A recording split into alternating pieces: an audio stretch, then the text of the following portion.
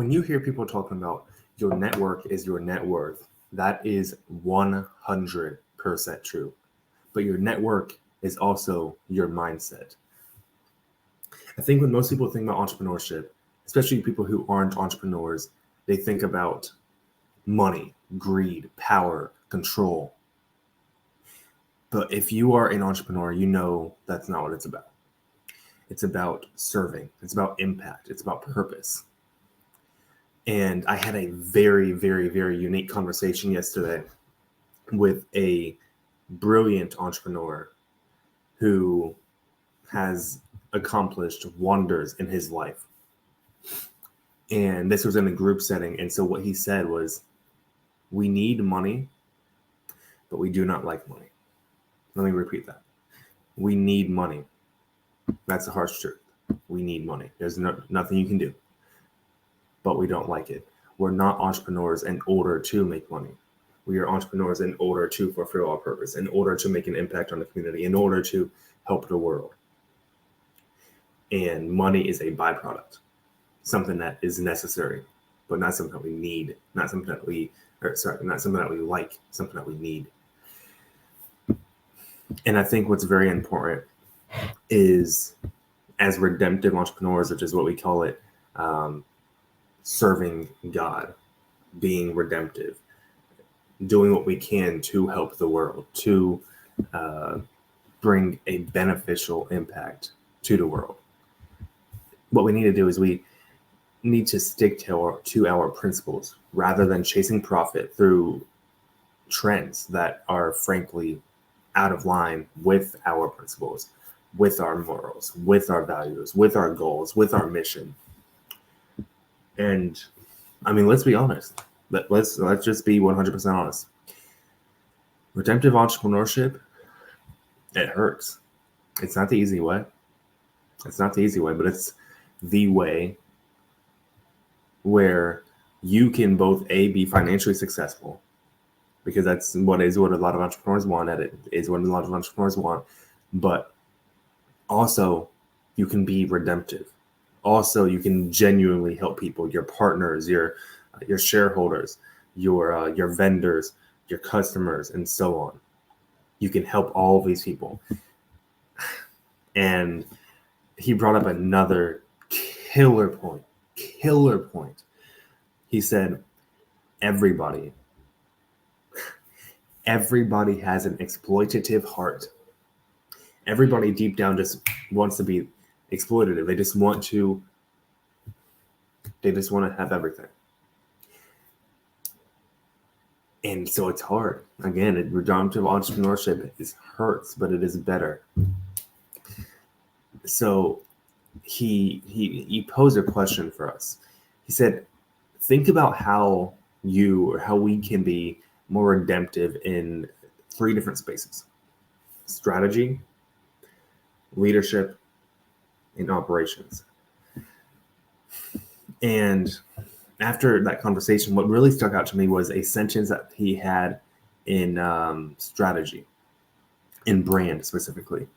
And that was, we resist the urge to play to our customers' desires, insecurity, or ego through marketing based on fear or status. And when you really think about that, I mean, dude, what is marketing?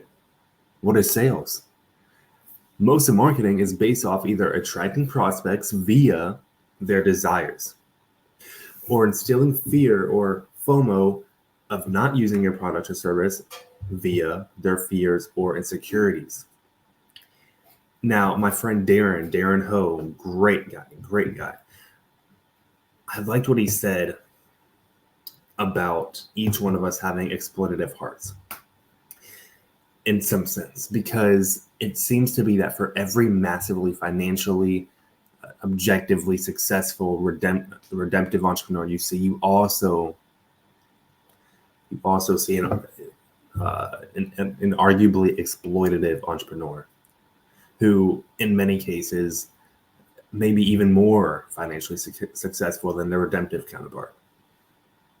It's an unfortunate truth. Again, not easy, but better. And I think as a whole, it really just makes you think about, what are my priorities?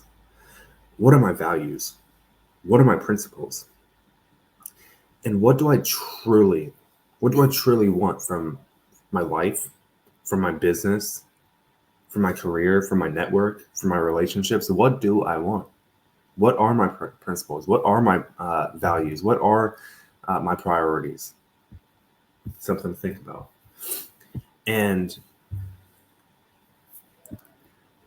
I think another thing that came to mind for me in the midst of this conversation was the power of brand, the power of specifically social media.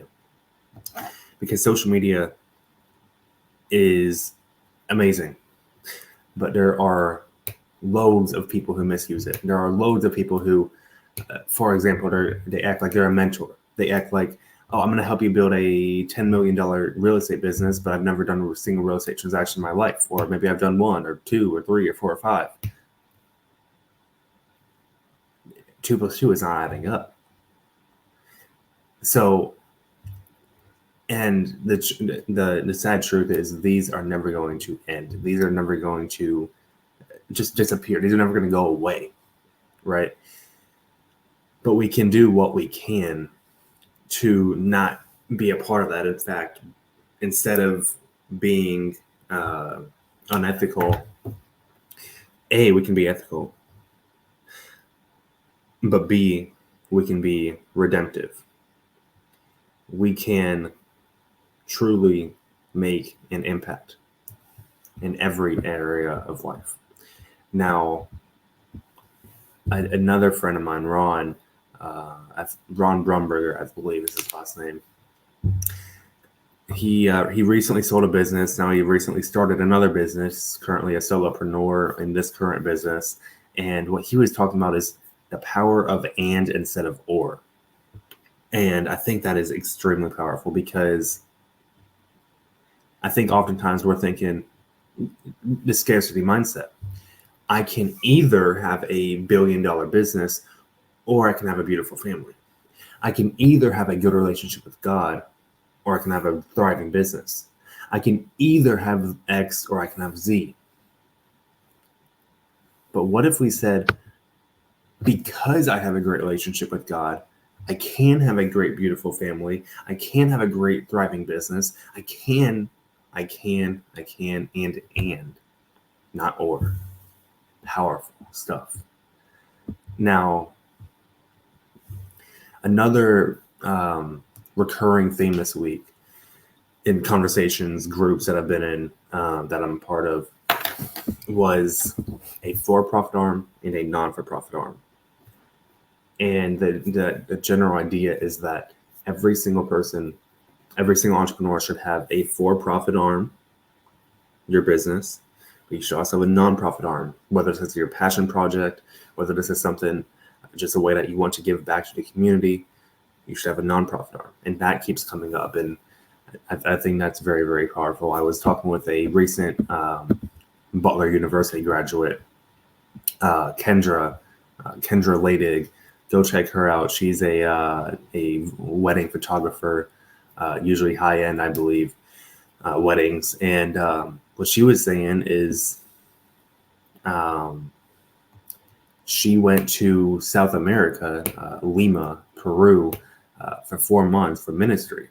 And she was providing cameras and videography for those who otherwise would not be able to have those resources, would not be able to have those great times that they're able to get on camera. And then, 50 years from now, they look back at it with their kids, or maybe their grandkids, and they cherish those memories, those times, the good times.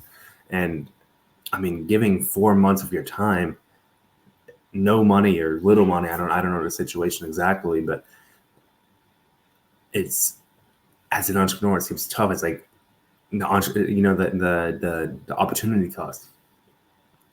But then you have entrepreneurs like Kendra who have a great business, but then also are giving 4 months of your time to go serve and to go travel and to go serve an underserved community. Truly redemptive. truly a blessing. So going forward, I want all of you guys, each one of you, to think about, as an entrepreneur, as a father, as a husband, as a mother, as a wife, as a son, a daughter, what can I do? What can I do today, tomorrow, this week, this month, this year, next 5 years, the next 20 years, the next 50 years? What can I do to make an impact? What can I do to not only be an entrepreneur and a zero-sum entrepreneur where it's either you win, I lose, or I win, you lose. And we all know what most people would pick there. How can I be a redemptive entrepreneur? How can I serve my community? How can I improve my community? Think about it and have a blessed day.